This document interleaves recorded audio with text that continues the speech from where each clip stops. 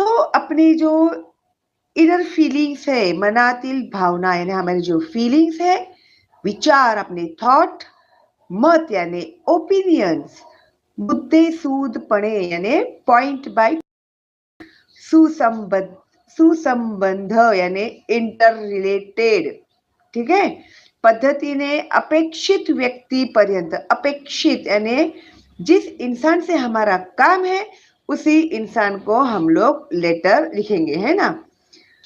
व्यक्तीपर्यंत लिखित स्वरूपात पोहोचवण्याचे उत्तम माध्यम, रिटर्न सोर्स ऑफ